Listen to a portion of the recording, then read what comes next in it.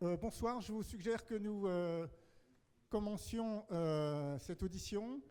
La ministre sortait de l'Élysée il y a quelques instants, m'a fait demander que nous commencions en l'excusant de son retard.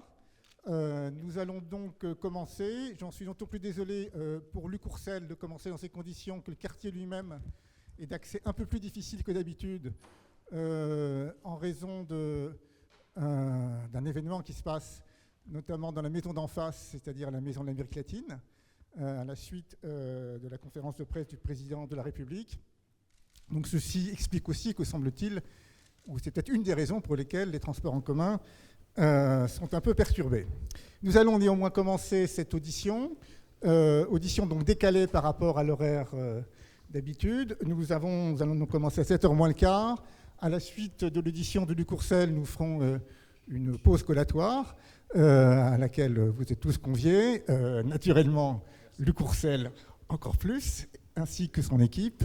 Et à l'issue de cette pause, nous auditionnerons Pierre-Franck Chevet, le président de l'autorité de sûreté nucléaire, que j'ai eu tout à l'heure à 2 reprises au téléphone pour me dire qu'il viendrait, non seulement qu'il viendrait naturellement pour auditionner, mais qu'il viendrait avec un avis en bonne et due forme de l'ASN sur les propositions de l'ASN dans le cadre du débat. Je vais passer la parole dans un instant à Luc Courcel, simplement un petit mot de présentation, mais je pense que tout le monde le connaît. Luc Courcel est donc président du directoire d'Areva, président de la Société française d'énergie nucléaire, société que je connais maintenant bien, n'est-ce pas ? Merci.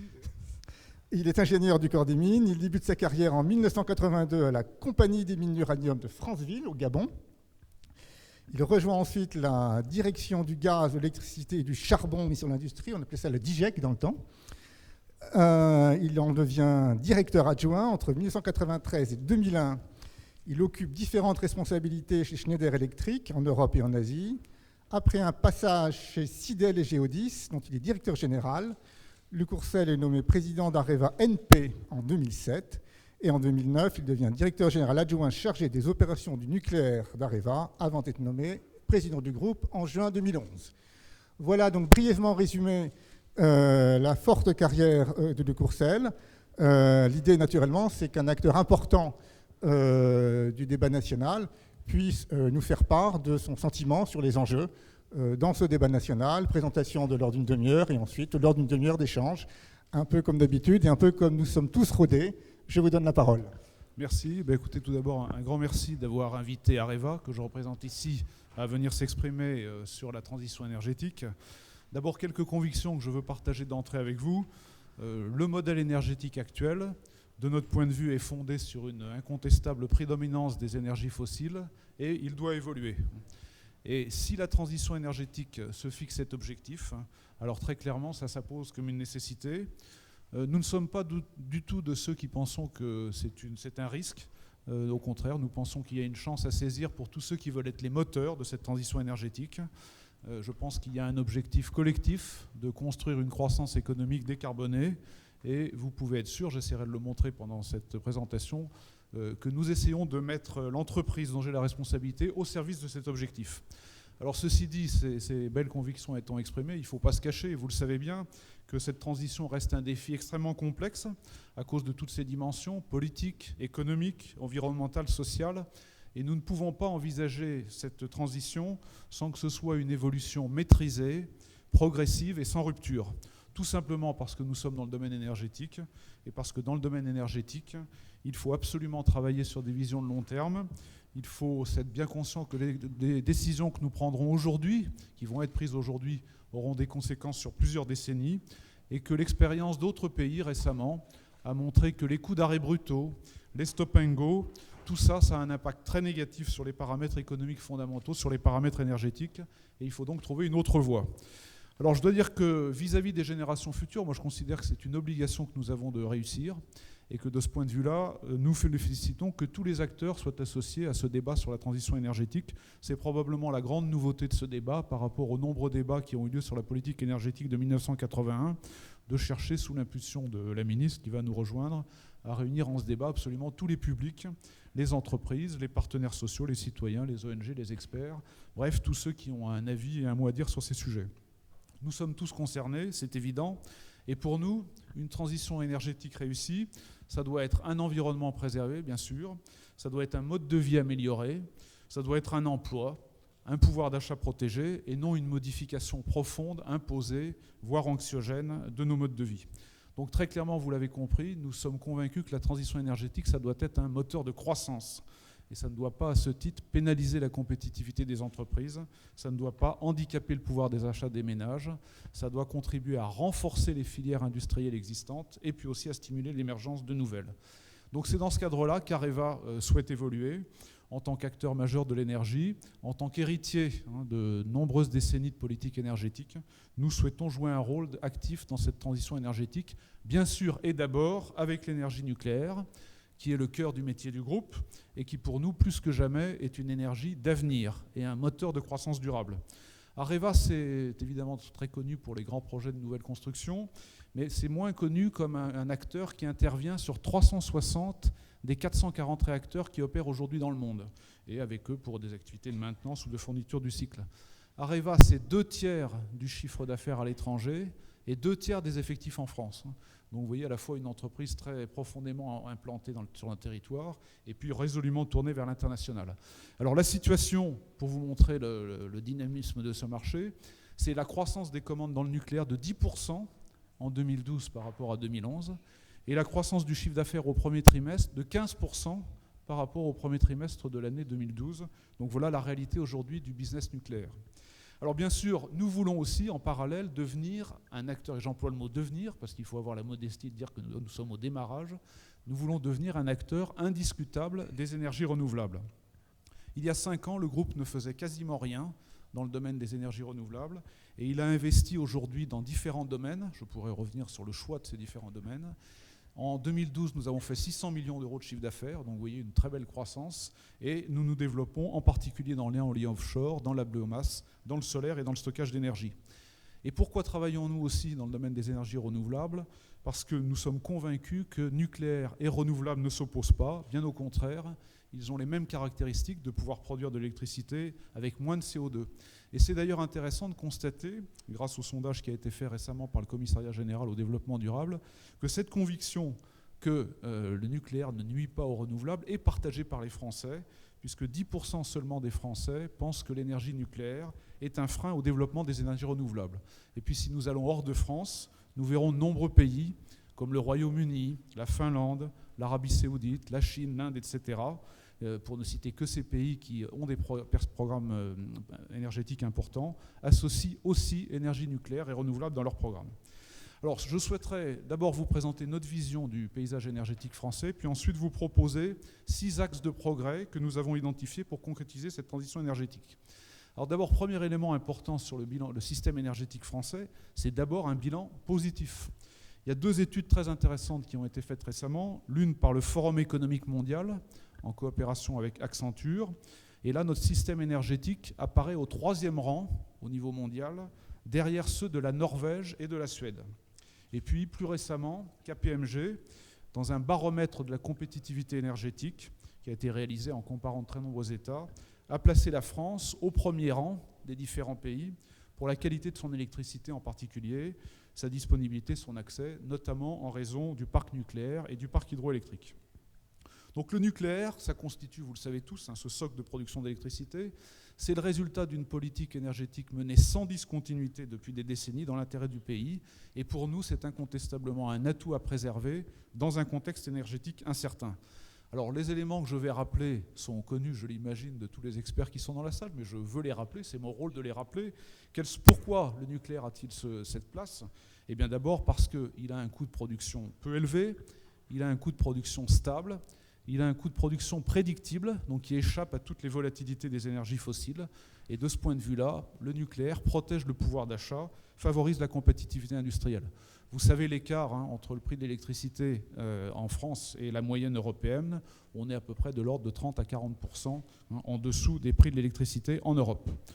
Alors, aujourd'hui, la Cour des comptes a rappelé le coût de production moyen, légèrement inférieur à 50 € le mégawattheure. C'est la Cour des comptes qui le dit, hein, c'est un organisme dont nous ne contestons pas le sérieux, et nous sommes aussi convaincus que le coût du kilowattheure produit par un réacteur futur reste inférieur au coût des solutions alternatives. J'imagine que c'est un point sur lequel certains d'entre vous voudront revenir. L'enjeu du coût de l'énergie, il est évident pour nous. Hein. Il est évident quand on voit qu'il y a 8 millions de Français qui sont en situation de précarité énergétique. Concept, vous rappeliez mon démarrage au ministère de l'Industrie, concept qui à l'époque était totalement... il n'existait pas. Hein. À l'époque, il y avait déjà des préoccupations de fourniture d'énergie à une clientèle en difficulté sur le plan social, mais ce concept de précarité énergétique est vraiment un élément très nouveau à prendre en compte, de même que le rôle de l'énergie dans la compétitivité industrielle a été, je pense, très bien souligné par le rapport gallois. Pour nous, c'est simple de la donner. Le coût de l'énergie pour les entreprises en général, pas seulement les très gros consommateurs, c'est la moitié du coût du travail.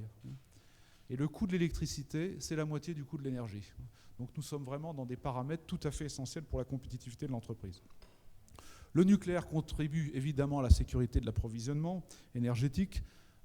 Il faut rappeler que le développement du parc nucléaire a permis l'augmentation du taux d'indépendance, en passant de 25% avant 80 à 50% en 1990. La sécurité d'approvisionnement, pour moi, qu'est-ce que c'est fondamentalement ? C'est la capacité de se mettre à l'abri de tous les aléas géopolitiques qui n'ont cessé de jalonner régulièrement ou de bouleverser le monde de l'énergie. C'est ça le concept de la sécurité d'approvisionnement. Autre élément important aussi sur lequel je reviendrai, la balance commerciale.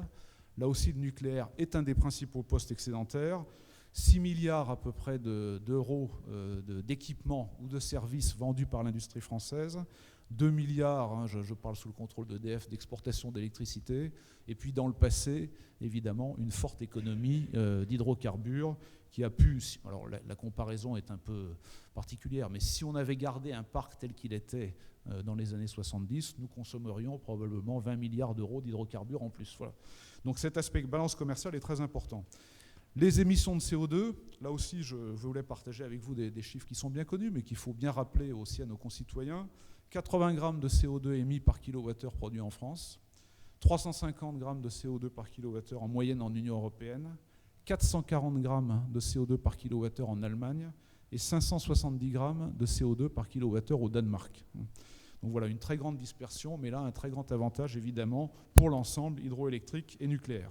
Et puis enfin, en termes d'emploi, vous le savez, la filière nucléaire, c'est directement 125 000 personnes. C'est au total, avec les sous-traitants et les partenaires, à peu près 410 000 emplois, c'est-à-dire l'équivalent de l'industrie aéronautique. Alors tout ça, ça ne s'est pas fait du jour au lendemain, ça s'est fait encore une fois grâce à un engagement continu. Et c'est un des messages que nous voulons passer, c'est que dans tous ces sujets énergétiques, la continuité est importante. Alors il est certain que si nous en sommes là, c'est grâce à un pilotage très volontariste par la puissance publique, qui a été garante de l'intérêt général et qui a permis le développement de ces champions industriels. Le système électrique que nous connaissons aujourd'hui, c'est le Conseil national de la résistance qui l'a voulu. Moi, je vous renvoie au programme du Conseil national de la résistance. C'est effectivement un système de gestion publique, centralisé et sur un pilotage à long terme pour garantir à tous l'accès à l'énergie. Et si c'est comme ça, c'est qu'il a paru nécessaire à l'époque de mettre fin à la très grande désorganisation qui régnait dans le système électrique et gazier en France avant la Deuxième Guerre mondiale, avec une très grande fragmentation. Donc de ce point de vue-là, moi je pense qu'il faut avoir la conviction de dire que la centralisation de la politique énergétique française, ça a été incontestablement un moyen d'avoir cohérence, efficacité et solidarité. C'est une évidence de dire que par cette centralisation, il y a eu une mise en commun des moyens de production, une mise en commun des moyens de transport. Ça a permis de diminuer les investissements, ça a permis d'augmenter la sécurité du parc et ça permet, encore une fois, par les échanges de réserves de puissance au niveau français et puis de plus en plus au niveau européen, de renforcer cette sécurité d'approvisionnement électrique. Il est aussi important de rappeler que ce modèle centralisé, c'est lui qui a aussi permis la solidarité entre les territoires grâce au mécanisme de péréquation tarifaire. Tous les Français, vous le savez, même dans les dom-toms, payent le même prix, dans les DOM en tout cas, le prix de l'électricité, alors qu'évidemment, les coûts de production sont très variables et les coûts de transport et distribution encore plus. Moi, j'avais eu l'occasion, quand j'étais au ministère de l'Industrie, de faire une étude justement sur la dépéréquation, en se disant que se passerait-il si l'on reportait directement les coûts de production, transport et distribution aux consommateurs. nous arriverions sans doute, alors je ne sais pas si cette étude a été actualisée, à des écarts de tarifs de l'ordre de 30%, si vous voulez, entre les régions françaises les plus favorisées et les régions françaises les plus défavorisées. Manque de chance, ce sont déjà un certain nombre de ces régions qui ont des handicaps naturels. Alors pour autant, si ce modèle très centralisé a bien fonctionné, il est clair que la transition énergétique telle qu'elle est envisagée nécessite un nouveau rôle pour les collectivités locales. Et moi, je pense en particulier dans le domaine des actions d'économie d'énergie, en particulier sur tout le patrimoine public, sur l'habitat, sur l'exploitation des ressources locales, comme la biomasse, sur l'exploitation des ressources locales, comme l'hydroélectricité, la petite hydroélectricité, mais aussi un rôle des collectivités locales pour permettre l'acceptation des grandes infrastructures énergétiques qui seront toujours nécessaires. Alors une façon de dire qu'il ne faut absolument pas tomber dans les excès que nous observons en Allemagne aujourd'hui, où chaque land veut être autonome et, à titre d'exemple, refuse les grandes infrastructures de transport qui sont nécessaires, par exemple, pour assurer la production, le transport de l'électricité produite dans le nord par l'énergie éolienne vers le sud, région consommatrice. Et donc de ce point de vue-là, tout délitement, toute fragmentation de cette politique énergétique constituerait une régression. Moi, je suis assez sceptique, je dois dire, vis-à-vis des concepts d'autoconsommation, vis-à-vis d'îlots énergétiques, vis-à-vis d'autarcie énergétique locale. Il est clair que les villes, les départements peuvent jouer un rôle, mais elles doivent le faire en s'appuyant aussi sur les bénéfices du système intégré. Et c'est à l'État d'assurer la cohérence entre toutes ces actions, un rôle de stratège, un rôle d'harmonisation, et d'éviter en particulier le développement de très nombreuses surcapacités et une mauvaise coordination. Encore une fois, ce système a existé, il a existé avant la Deuxième Guerre mondiale, et on a pu voir à l'époque tous ses inconvénients sur le plan technique ou économique. Alors de très nombreuses instances ont été mises en place par les différents gouvernements pour assurer ce pilotage des politiques énergétiques. Il y avait eu le commissariat général au plan qui jouait un rôle très fort dans les années 80, la commission de régulation de l'électricité, de l'énergie. Mais je dirais, moi, force est de constater, quand je regarde ces 30 dernières années, que cette vision d'ensemble s'est un peu perdue. Et je pense qu'un des mérites de ce débat, c'est justement d'aider à reconstruire cette vision d'ensemble. Alors un point aussi qui nous paraît très important et qui nous distingue fortement d'un certain nombre d'autres pays, c'est que la politique énergétique a toujours comporté en France un fort volet de politique industrielle. Finalement, là aussi, l'histoire est intéressante. Peut-être la première grande décision de politique énergétique, c'est la loi sur le raffinage en 1920, pour justement tenir compte des difficultés qui avaient été rencontrées pour l'approvisionnement en carburant de l'armée française. Eh bien, c'est de cette loi et de la protection qu'elle a instituée des activités de raffinage sur le territoire national qu'est née la Compagnie française des pétroles et puis après un certain nombre de grands opérateurs pétroliers. C'est la loi de nationalisation de 1946 qui a créé EDF et GDF. C'est évidemment l'État qui, en 1970, a créé l'Agence pour les économies d'énergie et sa fameuse chasse au gaspillage. Et c'est cette chasse au gaspillage qui, elle, a motivé un certain nombre d'entreprises comme Schneider, Saint-Gobain, qui n'avaient pas nécessairement ce nom-là à cette époque, mais à investir lourdement aussi dans ces domaines. Le programme nucléaire dans les années 70 a créé Framatome et Cogema. Et puis c'est le gouvernement dirigé par M. Jospin qui, lui, a créé Areva en réunissant les deux entreprises Framatome et Cogema pour finalement prolonger cette priorité absolue accordée à la création de grands acteurs industriels capables d'une part d'assurer leur mission dans la politique énergétique nationale, mais capables aussi de participer aux grands développements mondiaux du secteur. Autre caractéristique importante, il y a toujours une forte activité de recherche portée par des établissements publics comme le CEA. Là aussi, c'est un élément très important. Et j'insiste, je crois que quand on voit ce qui se passe en Allemagne, quand on voit par exemple que des grandes entreprises comme E.ON et RWE, les électriciens allemands, qui étaient auparavant les numéros 3 et numéro 4 mondiaux, ils n'ont plus aujourd'hui les moyens de se battre sur les marchés internationaux. Et leur situation s'est dégradée extrêmement brutalement. Quand on voit des entreprises comme Siemens, comme Bosch, se retirer brutalement de toutes les activités solaires, quand on voit tous les constructeurs allemands de panneaux solaires s'effondrer les uns après les autres, je pense qu'on peut mesurer ce que ça veut dire qu'une politique d'énergie qui ne prête pas assez attention à la dimension industrielle.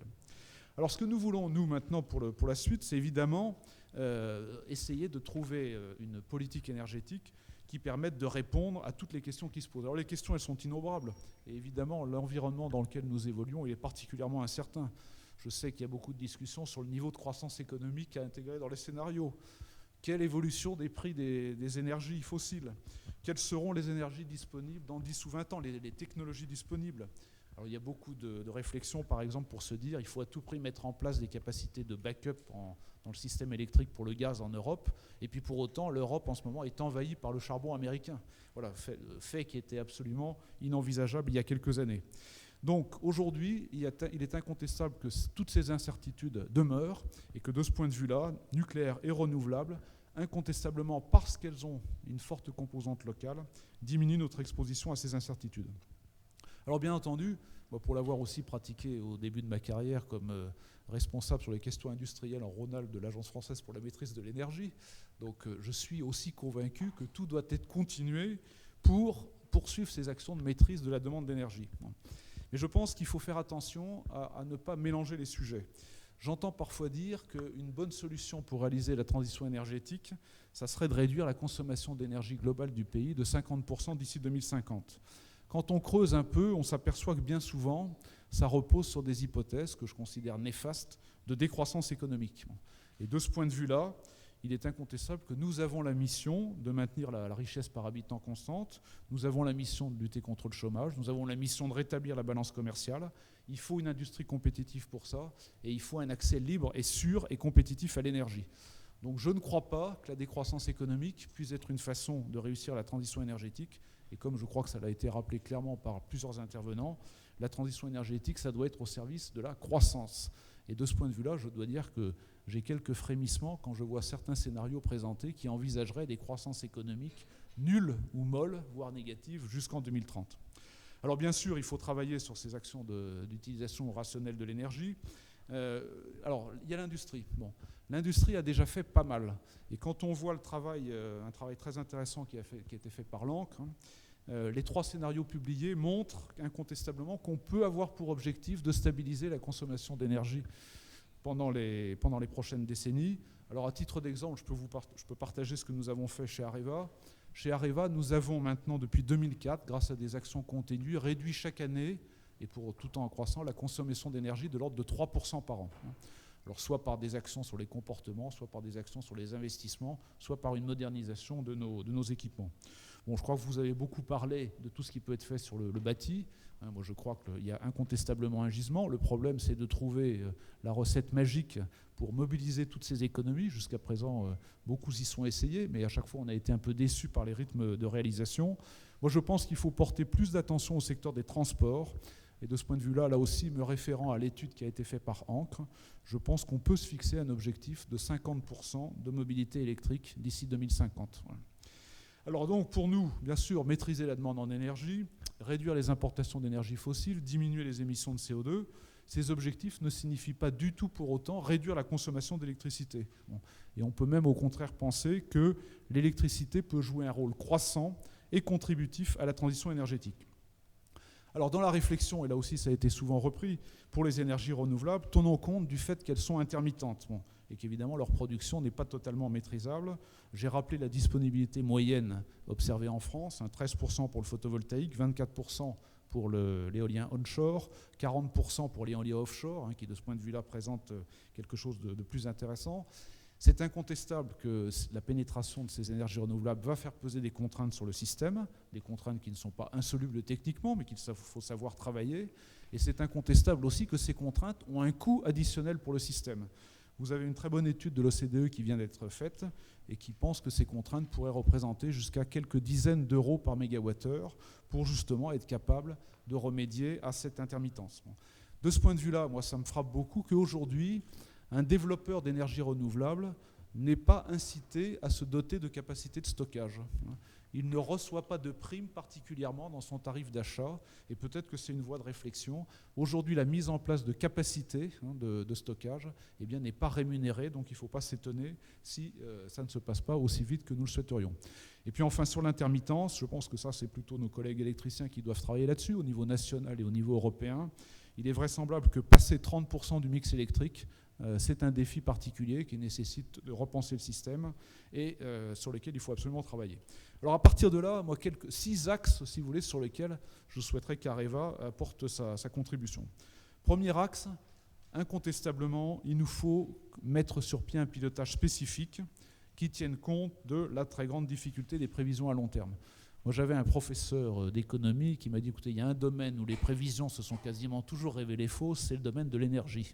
Bon, donc soyons raisonnables et mettons-nous donc d'une part des objectifs précis, des objectifs de long terme, des objectifs les plus stables possibles, mais des objectifs que nous pourrions atteindre avec un horizon de temps suffisamment éloigné, à la fois pour pouvoir diversifier le mix sans choc, pour pouvoir préserver le pouvoir d'achat, pour pouvoir préserver la compétitivité.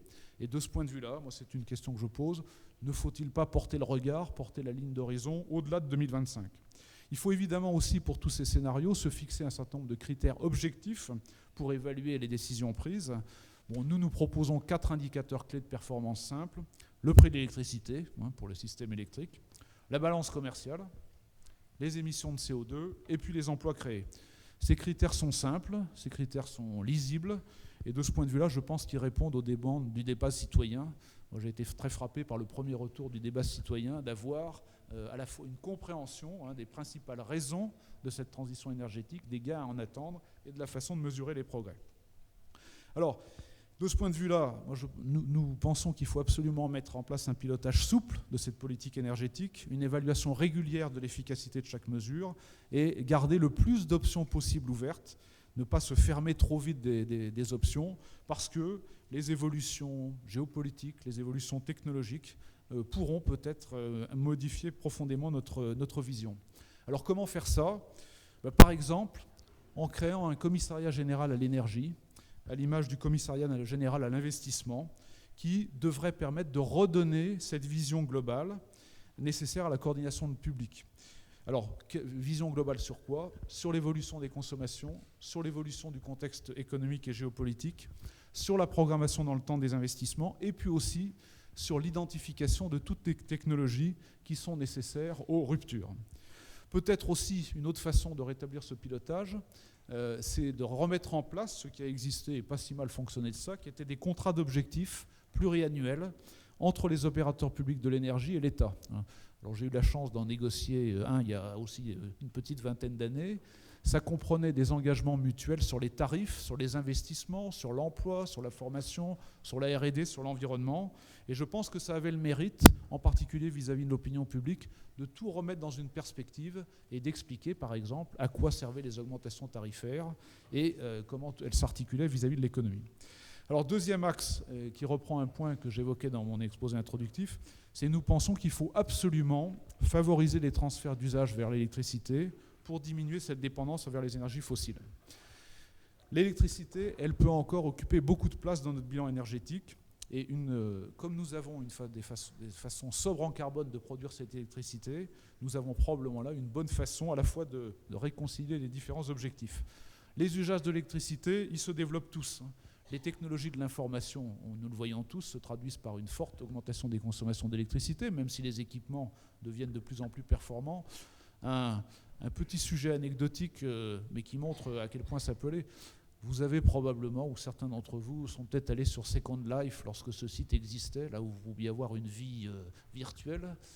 Il m'a été dit qu'une vie virtuelle sur Second Life, c'était la consommation électrique d'un Brésilien. Voilà. Donc ça vous donne une idée, bon, pas nécessairement pour quelque chose à forte valeur ajoutée, mais je pense qu'on a incontestablement dans ces technologies de l'information des usages de l'électricité performants. Tous les nouveaux usages de transport que j'ai évoqués, le transport urbain, le véhicule électrique, le ferroutage. J'ai aussi le sentiment, et ça mériterait probablement étude, que le vieillissement de la population et tous les besoins d'assistance à domicile qui vont apparaître, tous les besoins de suivi médical à domicile vont aussi dans le sens de la croissance des consommations d'électricité, ainsi que le développement des villes de demain et de leurs nouveaux systèmes de gestion beaucoup plus performants. Et puis enfin, la réindustrialisation. Je crois que tout le monde est conscient qu'il faut absolument réindustrialiser ce pays et nous voulons, nous, Areva, y contribuer et incontestablement, ce sera un facteur de croissance de la consommation d'électricité à cause de la capacité de l'électricité à piloter les processus industriels. Donc ces transferts d'usage vers l'électricité, c'est une bonne évolution et là aussi, nous pouvons le faire avec des moyens de production d'électricité d'ores et déjà décarbonés en jouant à fond la complémentarité entre nucléaire et renouvelable, complémentarité aussi économique, puisque nous pensons que la compétitivité du nucléaire, c'est un bon socle aussi pour développer les énergies renouvelables à un rythme et à un coût acceptable. Bon, il est clair qu'aujourd'hui, remplacer du nucléaire par de renouvelables, ça ne nous paraît pas la solution la plus efficace, ni pour l'économie, ni pour l'environnement. Par contre, assurer la croissance des besoins en électricité par un recours croissant aux renouvelables, là, ça nous paraît avoir plus de sens. Alors, troisième axe, bien valoriser le patrimoine industriel national et puis les filières d'excellence. Je crois que, mais nous en sommes tous conscients, si cette transition devait se traduire par une fermeture massive et brutale d'actifs industriels sûrs et rentables, ça aurait un coût très important pour le pays. Et de ce point de vue-là, diminuer la part du nucléaire de 75 à 50% dans un souhait tout à fait compréhensible de diversification du mix, ça pourrait être très coûteux si le calendrier n'est pas élaboré de façon très pragmatique, en particulier en fonction de l'évolution des consommations d'électricité. Alors j'ai parfois entendu qu'une solution pour ça, ça serait par exemple de fermer tous les réacteurs à 40 ans. Et de notre point de vue, c'est une solution qui serait extrêmement pénalisante. Les études que nous avons faites mettraient en évidence une augmentation du prix de l'électricité de l'ordre de 30 à 40% en une douzaine d'années. Il faudrait investir probablement entre 150 et 200 milliards d'euros pour remplacer ces outils. La balance commerciale se dégraderait de l'ordre de 4 milliards d'euros par an à cause des importations de gaz. La part des fossiles, puisqu'il faudrait bien du gaz aussi, doublerait dans le mix électrique et donc les émissions du CO2 augmenteraient. Il est clair aussi que l'impact industriel se chiffrerait, mais je ne dis pas ça pour agiter des chiffres épouvantails, par milliers, voire dizaines de milliers d'emplois. Au contraire, nous pensons que continuer à exploiter le parc nucléaire tel qu'il est, aussi longtemps qu'il est sûr et rentable, eh bien c'est aussi un moyen de donner aux technologies nouvelles le temps nécessaire d'atteindre leur maturité économique. Alors bien sûr, ça doit se faire en continuant à travailler avec le principe d'amélioration continue de la sûreté. Et ce principe d'amélioration continue de la sûreté, c'est ce qui fait en particulier que le critère de l'âge n'est pas le critère seul valable pour décider de la fermeture d'une centrale. Là aussi, l'expérience que nous avons d'intervention sur de nombreux sites dans le monde, il y a beaucoup de sites qui ont déjà reçu des licences d'exploitation au-delà de 40 ans. Et aux États-Unis, vous savez qu'il y a une centaine de centrales. 3/4 d'entre elles ont déjà des licences d'exploitation jusqu'à 60 ans. Alors, de notre point de vue, donc, nous pensons qu'une approche pragmatique, qu'une approche progressive, en fonction de la croissance des besoins, ça doit permettre de faire évoluer la part du nucléaire autour de 50% entre 2050 et la décennie 2030. Et ceci en respectant toute une série d'objectifs sur le coût le plus bas de la production d'électricité, ne pas dégrader la balance commerciale, ne pas augmenter les émissions du CO2 et puis développer des emplois. Je crois que l'ANCRE est arrivé là aussi à la même conclusion, de dire attention, il est probablement souhaitable de desserrer cette contrainte dans le temps de la réduction à 50% du nucléaire dans le mix électrique. Et puis il faut aussi commencer à réfléchir au-delà. Et si l'objectif est de maintenir au-delà de 2030 la part de 50% dans le nucléaire, alors là il faut aussi mettre en place une approche progressive. Il est absolument indispensable d'anticiper et d'étaler les investissements de renouvellement du parc. Vous savez tous que le parc a été construit de façon extrêmement condensée dans le temps. Pour le renouveler à un objectif de 50%, il faudra anticiper, il faudra étaler. Ça veut dire qu'il faudrait probablement, dans ce cas, échelonner les fermetures entre 55 et 60 ans de durée d'âge, et puis lancer en parallèle, avec un certain rythme, la construction de nouveaux réacteurs EPR pour bénéficier de toute l'expérience qui a été accumulée. Bon, bien sûr, ce n'est pas Areva de travailler là-dessus. Areva sera très heureux de participer à un tel programme. C'est évidemment à EDF de proposer au pouvoir public une telle planification. Alors évidemment, lorsque l'on réfléchit sur ces sujets de transition énergétique, c'est notre responsabilité de rappeler que, bien sûr, il y a la France, mais il y a aussi nos activités à l'export. Je l'ai rappelé, 2/3 de chiffre d'affaires à l'export. Il est incontestable qu'il faut intégrer dans ces décisions les opportunités à l'export. Et de ce point de vue-là, il ne faut pas espérer continuer à exporter longtemps notre technologie si nous envoyons un message de réserve à l'égard du nucléaire. Ce que le pays que nous rencontrons valorise dans l'offre française, ce n'est pas seulement l'offre de la technologie, c'est vraiment la capacité d'un système institutionnel, d'une filière à proposer des technologies et des services compétitifs avec des acteurs qui sont prêts à s'engager avec eux sur plusieurs décennies. De ce point de vue-là, notre vision du marché international du nucléaire, c'est une croissance de la capacité installée de 50% d'ici 2035. Et autre façon de mesurer la réalité de cette croissance, ce sont tous les appels d'offres dans lesquels nous sommes ou nous serons engagés au Royaume-Uni, en Finlande, en Pologne, en Inde, en Chine, au Brésil, en Arabie Saoudite, au Vietnam et en Afrique du Sud. Bon, de ce point de vue-là, vous connaissez l'offre de réacteurs que nous avons, hein, c'est EPR, c'est Atmea, bon, qui prend peu à peu sa position sur les marchés internationaux, avec les difficultés réelles qui sont rencontrées sur les premiers projets, mais avec des beaux succès. Vous avez vu la sélection ainsi d'Atmea récemment pour 4 réacteurs dans le cadre du deuxième projet de site nucléaire turc. Donc là aussi, le maintien d'une capacité de production nationale, c'est important pour soutenir nos activités à l'export. De ce point de vue-là, au travers du Conseil supérieur de la filière nucléaire, nous avons essayé d'évaluer ce que seraient les besoins en recrutement de la filière, compte tenu des évolutions de génération. Nous arrivons à une approche assez réaliste de l'ordre de 110 000 embauches d'ici 2020. Et autre façon d'aborder ce sujet, si vous construisez un réacteur à l'export, en gros, vous avez à peu près 4 000 emplois en France. Vous avez des grands groupes, évidemment, qui en bénéficient, mais vous avez aussi des centaines de PME qui ont une particularité intéressante dans le paysage français, c'est qu'elles ont la majorité de leur activité à l'export et elles ont aussi des activités qui créent des emplois en France. Bien sûr, tout ça doit se faire avec une attention particulière à la fois à la sûreté et à la fois à la gestion des déchets. La sûreté, c'est évidemment un élément essentiel de la politique nucléaire, mais je pense que vous entendrez le responsable de l'agence de sûreté juste après. Il est évident que Fukushima a rappelé à l'ordre ceux qui peut-être avaient eu tendance à mettre de côté cet aspect. Pour nous, Areva, eh bien, ça a été la confirmation de la pertinence de notre stratégie fondée sur la sûreté de nos produits, la sûreté de nos opérations et la sûreté de ce que nous apportons aux clients. Là aussi, il y a de plus en plus de débats sur la sûreté qui s'engagent au niveau international. La voix de la France est importante à cause de son expérience. Et il est clair que pour pouvoir être entendu, il faut que nous ayons la capacité de réaffirmer que la France croit dans le nucléaire. La France doit aussi évidemment pérenniser la filière du retraitement et du recyclage. Vous avez vu que c'est une filière qui intéresse puisque nous venons de signer en Chine une lettre d'intention pour aussi construire une usine de retraitement en Chine. Et là, les Chinois sont convaincus comme nous de la pertinence de cette solution, à la fois sur le plan économique et pour une meilleure gestion des déchets. Et puis enfin, il faut poursuivre toutes les activités de recherche, la 4e génération, les petits réacteurs, toute une série de sujets qui permettront à la France de valider un certain nombre de concepts et, le cas échéant, de se positionner sur ces marchés lorsqu'ils se présenteront.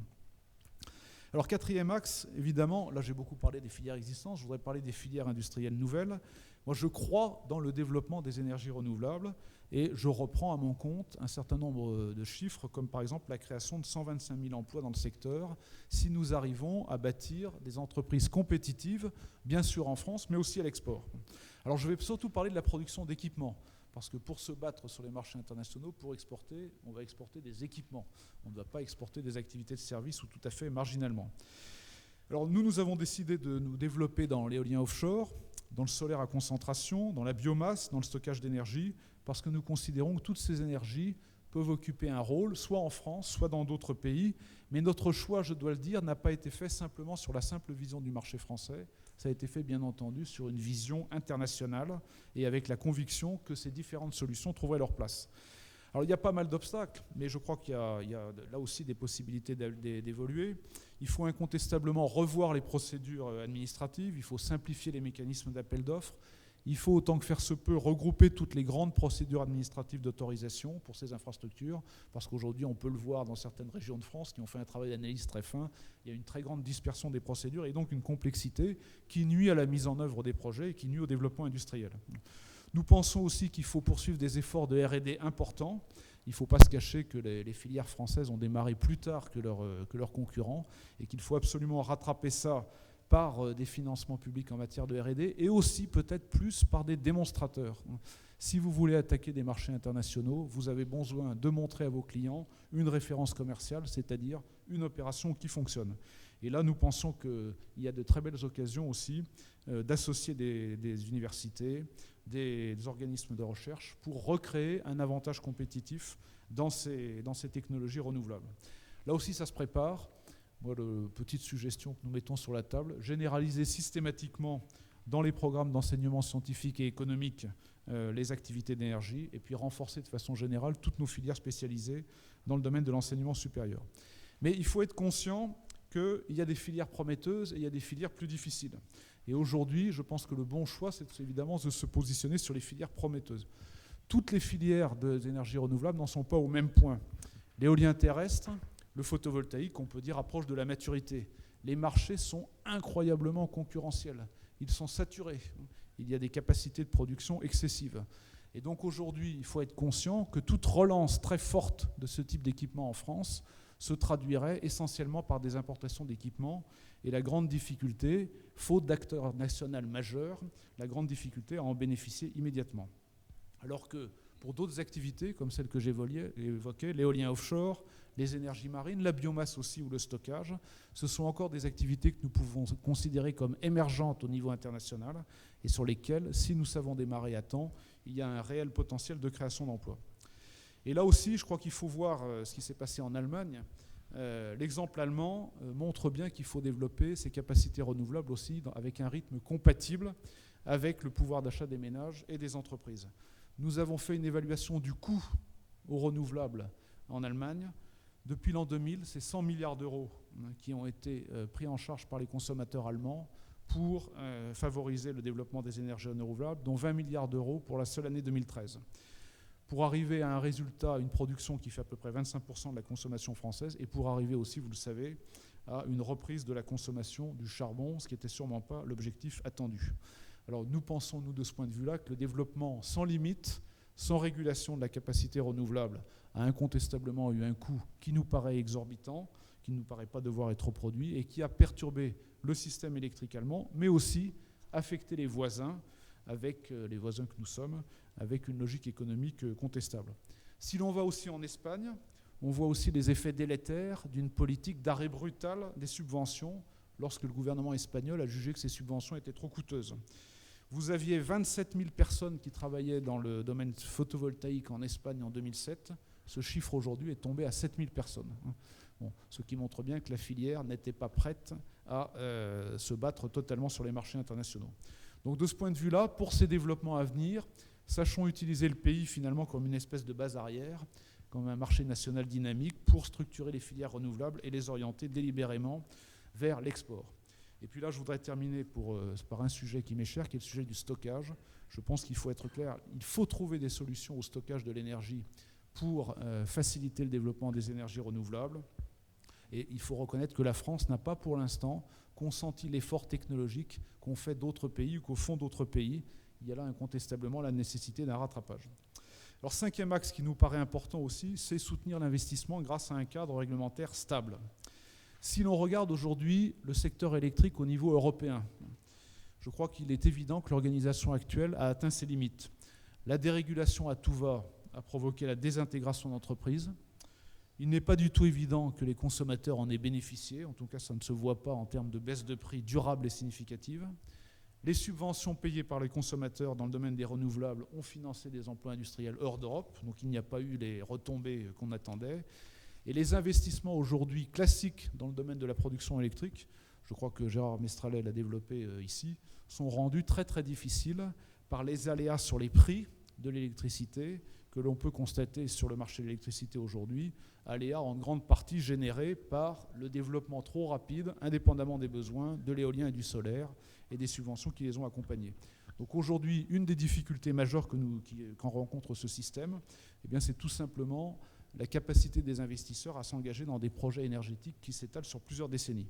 Et puis enfin, je crois qu'il faut avoir aussi la modestie de constater que notre système incitatif de réduction des émissions de CO2 a échoué, notamment faute d'un consensus solide en Europe.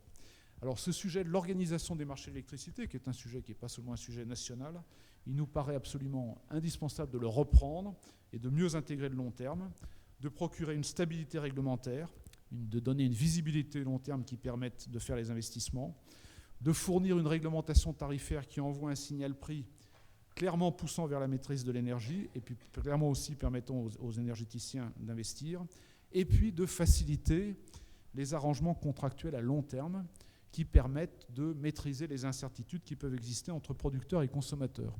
Et de ce point de vue-là, moi je suis toujours frappé de voir qu'il y a une contradiction dans la politique de la Commission entre l'autorisation de tarifs de rachat sur 10 ou 15 ans pour les producteurs d'énergie renouvelable et le fait qu'il est quasiment impossible aujourd'hui, sauf à passer par des processus extrêmement difficiles sur le plan administratif, d'avoir des accords de fourniture de long terme entre des producteurs et des gros consommateurs d'électricité. Et puis enfin, le prix du carbone devrait refléter son coût total pour la collectivité. Vous savez comme moi qu'il est arrivé à 5 €, ce qui veut dire plus rien, alors qu'il avoisinait les 30 €, donc c'est déjà pas très haut. En plus, ça varie, c'est imprédictible. Et pour ceux qui veulent investir dans des technologies sans carbone, ça nous paraît tout simplement impossible. Moi, je crois qu'il faut être un peu brutal. Le système des ETS ne marche pas tel qu'il est aujourd'hui. Alors nous pouvons, et c'est le 6e axe, nous inspirer d'un certain nombre de réflexions qui ont lieu dans d'autres pays et nous coordonner. Et je veux parler en particulier de ce qui se passe en Grande-Bretagne. La réforme britannique du marché de l'électricité, c'est une réforme qui est très intéressante pour justement rétablir cette perspective de long terme nécessaire pour les investissements de reconfiguration du secteur électrique.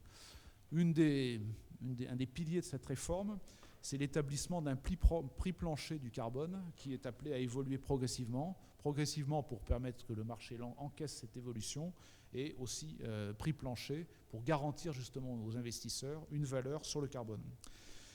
Vous savez aussi qu'en Grande-Bretagne, vous avez le rétablissement, comme en Finlande, de tarifs de rachat de long terme, pas seulement pour les renouvelables, mais aussi pour le nucléaire. En Finlande, par exemple, un projet comme l'EPR de Finlande est un projet qui est en fait une coopérative entre des producteurs d'électricité et des gros consommateurs d'électricité qui, à partir de là, peuvent bénéficier d'une perspective de prix favorable. Et il est très intéressant de constater que ces modèles incitatifs sont neutres sur le plan technologique. Et c'est cette neutralité sur le plan technologique qui nous paraît important de défendre au niveau européen, en mobilisant essentiellement les efforts sur la réduction des émissions de CO2, avec par exemple un objectif de 30% en 2030. Alors la conclusion, vous l'avez compris, enfin j'espère qu'au travers de ces réflexions, que nous sommes passionnés par ce sujet de la transition énergétique, que nous sommes conscients des énormes enjeux et pour le pays et aussi pour notre entreprise, et que nous entendons absolument jouer pleinement notre rôle dans ce débat et dans la politique qui sera mise en œuvre, d'une part pour consolider les filières industrielles existantes, et donc le nucléaire, pour à partir de là être capable de jouer notre rôle dans la grande compétition internationale, et aussi pour être présent dans les filières en développement, les énergies renouvelables, et là y apporter notre compétence technologique, notre capacité à gérer des grands projets. Alors nous espérons que tous ces arbitrages qui vont devoir être faits à l'issue d'un débat extrêmement riche et parfois foisonnant, qu'ils seront pesés à l'aune évidemment des conséquences technologiques, économiques et sociales, qu'ils tiendront compte de l'héritage de la politique énergétique française et du bilan favorable que je soulignais, et puis qu'ils pourront aussi s'inspirer, pour le meilleur et pour le pire, des exemples des pays étrangers. Et je voudrais vraiment conclure en disant que pour Areva, nous saluons ce débat national sur l'énergie qu'a voulu le gouvernement et qu'organise Mme Batteau. C'est un sujet stratégique, c'est un sujet complexe, c'est un sujet déterminant pour l'avenir de nos citoyens, pour les jeunes générations, et il est absolument indispensable qu'il ait lieu pour que cette discussion sereine permette d'aboutir à des solutions au-delà des désaccords. Donc, oui à la transition énergétique, oui à une croissance économique décarbonée, et oui à la réindustrialisation de la France, basée à la fois sur les acquis de notre passé énergétique et sur la consolidation de nouvelles filières d'excellence. Merci pour votre attention.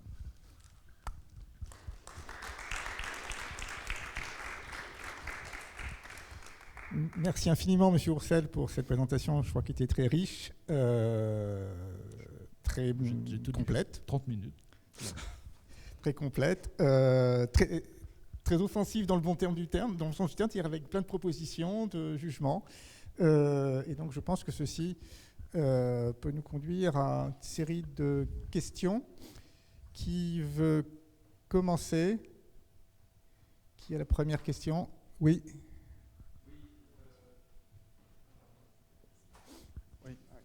Bonsoir, Hervé Kempf pour le journal Le Monde. Je voulais bien comprendre dans votre vision sur le passage de 75% à 50% dans le budget électrique français. Donc vous demandez à ce que l'agenda soit poussé. Est-ce que dans votre esprit, ça se traduirait, comme vous l'avez expliqué, par une augmentation de la consommation électrique et une baisse de la consommation d'énergie d'origine fossile notamment? Est-ce que donc cela conduirait à un maintien du nombre de réacteurs de l'ordre de 50 à 58, comme ça l'est en ce moment? Alors si vous voulez, moi je pense qu'il faut partir déjà de la bonne question qui est quel est le rôle de l'électricité dans les prochaines années. Et nous sommes convaincus que dans un scénario de transition énergétique, avec tous les objectifs que j'ai décrits, il y a une opportunité positive pour la croissance de la consommation d'électricité et pour une croissance qui pourrait être soutenue.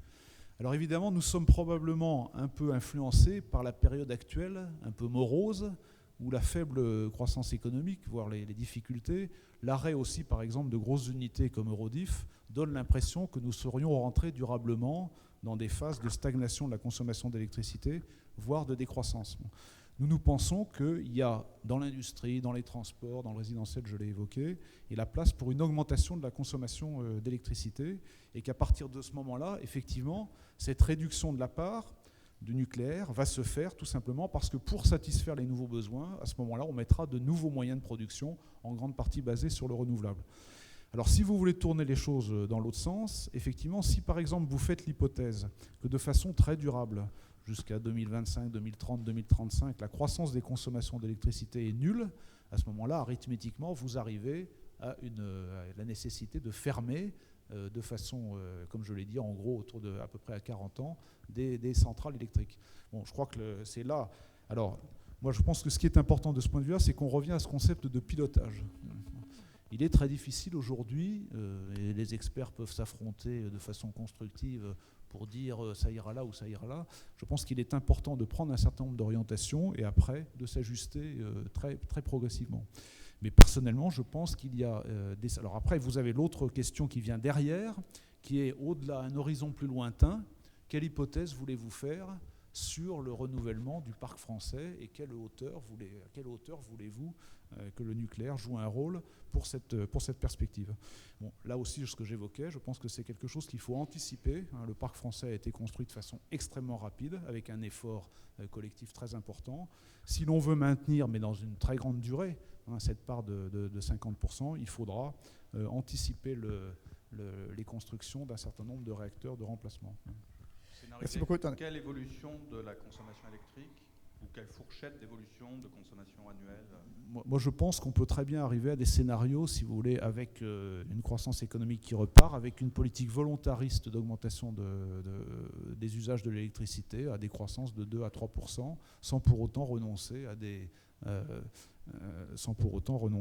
usages intelligents de cette électricité. Alors, j'ai oublié de rappeler au départ nos conventions d'usage. Et donc je le fais. Vous y êtes pour rien, c'est moi qui suis pour vous. Cette audition est comme toute ouverte à la fois à la presse et aux internautes, donc il pourrait y avoir des questions d'internautes.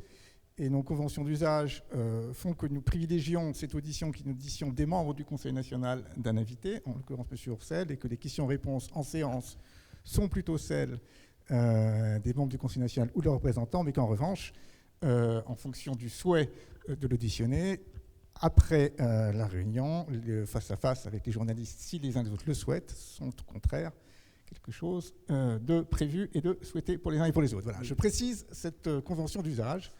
Il m'arrive de rencontrer fois des que M. journalistes. Kempf vient, c'est pour ça. Est-ce qu'il y a d'autres questions? Je suis sûr qu'il y en a forcément d'autres. Une au fond, Madame Lioré. Comme je n'ai pas mes lunettes, je pense que c'est vous.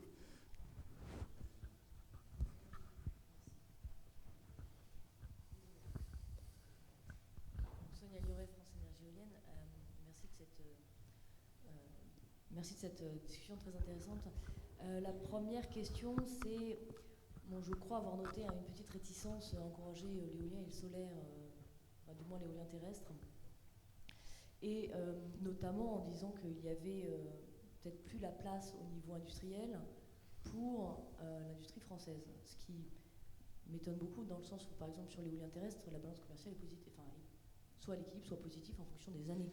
On a énormément de sous-traitants, d'ailleurs, grâce à l'énergie nucléaire, qui font les deux, et donc qui sont déjà engagés. Et ça, avant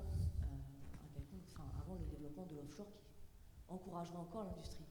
Après, l'autre question, c'est en termes de grande masse. Donc sur le marché français, c'est très particulier, dans le sens où le nucléaire occupe une part très importante de la production électrique. Quand on regarde au niveau mondial, là pour le moment, le nucléaire représente quoi, 10% de la production électrique mondiale. Dans les grandes masses, c'est ça.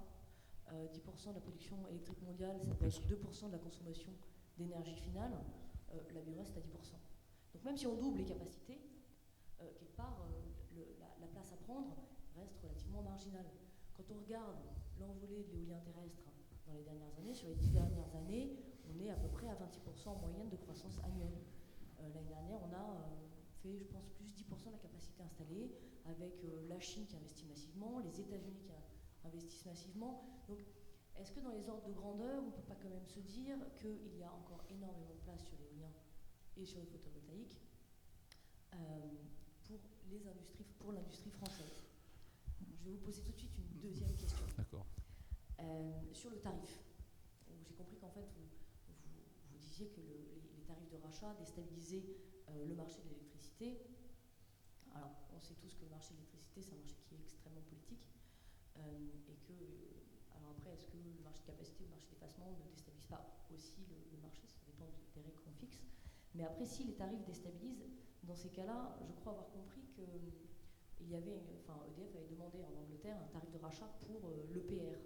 Et dans ces cas-là, pourquoi mettre un tarif de rachat pour l'EPR si est-ce qu'on ne risque pas là aussi de déstabiliser le marché? Alors, pour votre première question, moi ce que je constate sur l'éolien onshore, c'est qu'aujourd'hui les principaux acteurs, si vous voulez, industriels de l'éolien onshore ne sont pas français, les principaux fournisseurs d'équipements, de turbines et ainsi de suite. Et donc aujourd'hui, vous avez un marché qui est très fortement surcapacitaire. Vous avez d'ailleurs un secteur qui a été en restructuration. La plupart des acteurs européens ont connu des difficultés, que ce soit, je ne vais pas donner les noms, mais dans la période récente, si vous voulez. Et donc il est très très difficile d'imaginer aujourd'hui de rentrer sur ce marché. Et donc aujourd'hui, il faut être conscient qu'une relance significative de ces investissements n'aura pas le même effet industriel en France parce que ça bénéficiera d'abord à un certain nombre de concurrents beaucoup mieux établis que nous. C'est la même chose sur le photovoltaïque. Le photovoltaïque, toutes les entreprises sont en difficulté, y compris le leader chinois. Les surcapacités sont très importantes. Rentrer aujourd'hui sur le photovoltaïque, ça suppose, pour des acteurs comme nous, ça suppose de passer par une rupture technologique, par une évolution qui pour l'instant n'existe pas et qui est à faire. Et donc, moi ce que je dis, attention, si l'on veut juger l'ensemble de ces décisions à l'aune d'un certain nombre de ces critères, et en particulier à l'aune de la balance commerciale, et en particulier à l'aune des créations d'emplois industriels dans le pays, donc pour être capable de se battre sur les marchés internationaux, il y a probablement là une case qui ne sera pas nécessairement cochée. Alors, le nucléaire, aujourd'hui, c'est plutôt de l'ordre de 12 ou 13%, si vous voulez, de la production d'électricité mondiale, mais ça fait des marchés tout à fait sympathiques. Donc, moi, écoutez, je suis très content qu'Areva se batte là-dessus pour prendre un certain nombre de marchés et soutienne la filière française. Et ça fait là aussi des tailles de marché importants. Pour le reste, je crois que ce qui est important, c'est parfois de voir que ces marchés sont très éclatés, qu'il faut là aussi trouver un certain nombre de différenciants technologiques, en particulier pour Areva.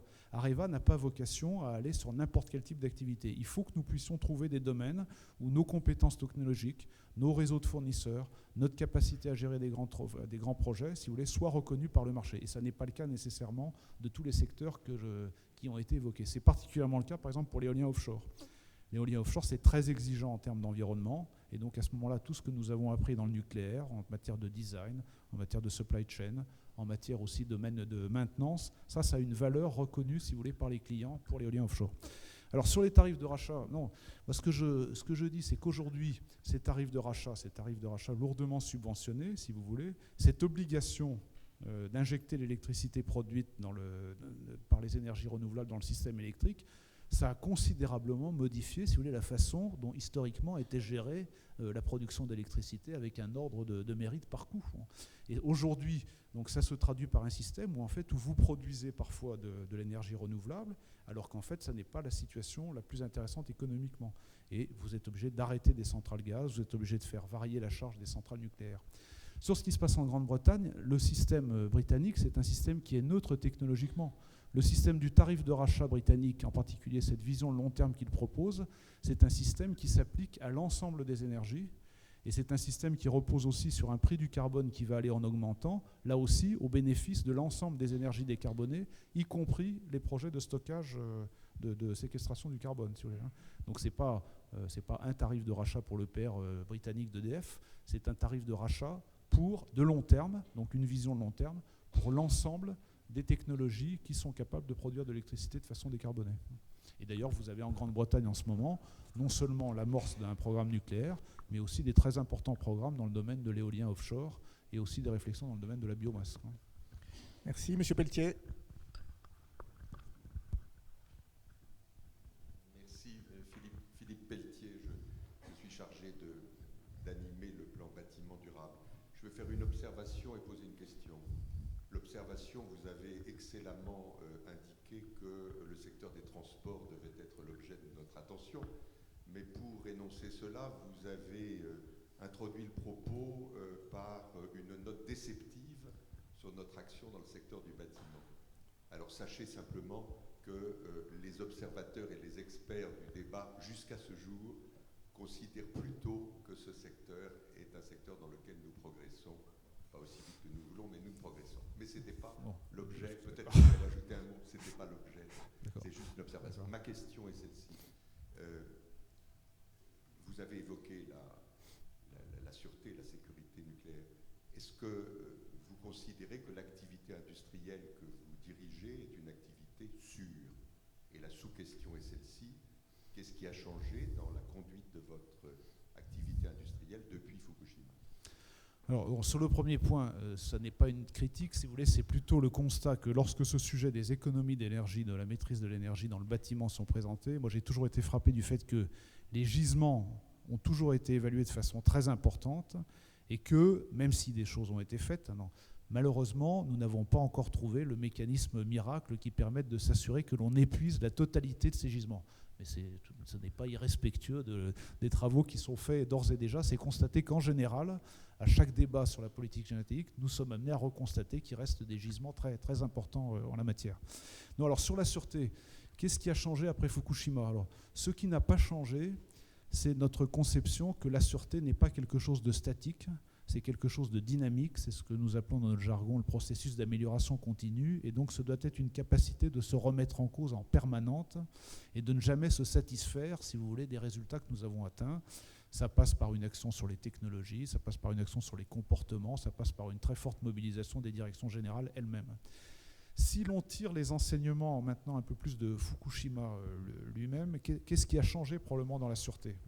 D'abord, incontestablement, le fait qu'il est maintenant reconnu que les autorités de sûreté doivent être indépendantes, et plusieurs pays sont allés dans cette évolution, que ce soit l'Inde, le Japon, la mise en place véritablement d'une autorité de sûreté capable d'effectuer cette mission de façon totalement indépendante.